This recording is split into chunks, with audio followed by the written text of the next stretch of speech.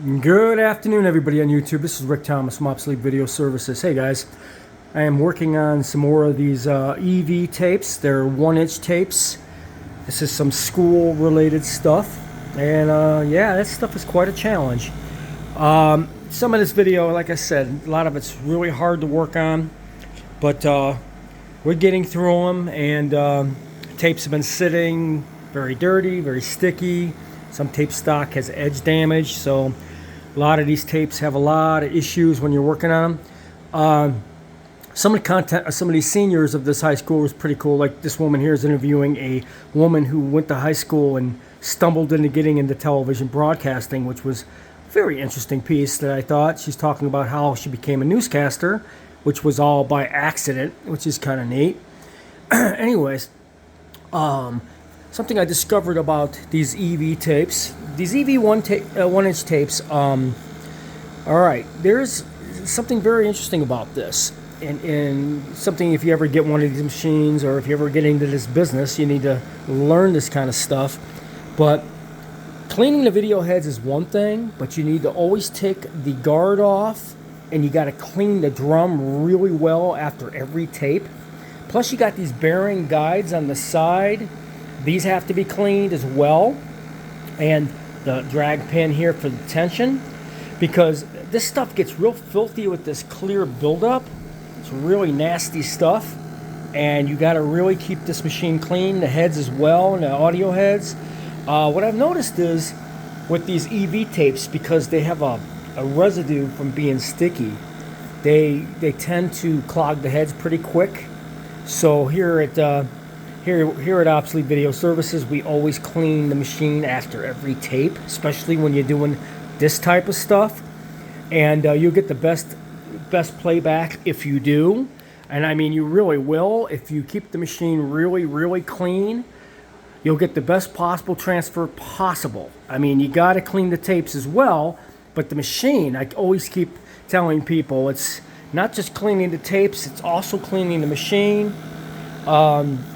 This is a very difficult machine to clean, but you got to clean it. You have to clean all the guides and spindles and everything else in between, including the video head, after every tape. But you do need to repack these tapes after you bake them. Basically, it's fast forwarding them all the way through, and then you clean them through the machine using a cloth. But you have to fast forward the tape all the way through and then rewind it and repack it.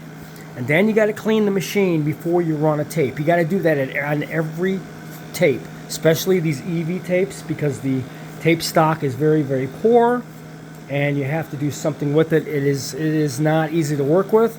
Got some good news. I did get a gentleman in Italy. I want to thank the guy out in Italy who contacted me. He's got 2 PAL junk machines like this. He's going to send me the video head scanners off of those, which they're relatively the same. So I'll have some more video heads for this machine because I don't have any. So he's going to send me the 2 replacement scanners off of those units. I want to thank him out there if he's watching this video. But also I wanted to show you guys, keeping this machine really, really clean will make the heads last longer. But you'll also get the tapes through the machine because, you know, debris and sticky buildup film and all that kind of stuff is what drags the tapes on this unit. And you start getting a lot more of jumpiness, and video heads start to clog. So rule of thumb on these machines, you clean the guides, the drum, everything. You repack your tape after you bake them, and your audio heads, and you make sure everything is clean, every tape that you do, because these tapes are really, really hard to do. So anyways, I just wanted to point that out. Somebody was asking me about, is it hard to run these tapes and what are the problems? The biggest problems is the machine gets dirty really fast. The material on these 1-inch tapes, like I said, clogs the guides, the heads, and everything really, really quick. And you got to keep it really clean after every tape. After you bake your tapes, you fast forward them and repack them back on the original spool.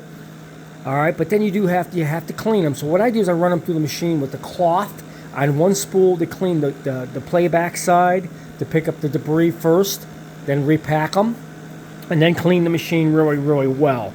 It does matter, and you'll be able to get through the tapes a lot easier But like I said, these tapes have a lot of issues, and so I'm fighting them every step of the way because these tapes have so many problems.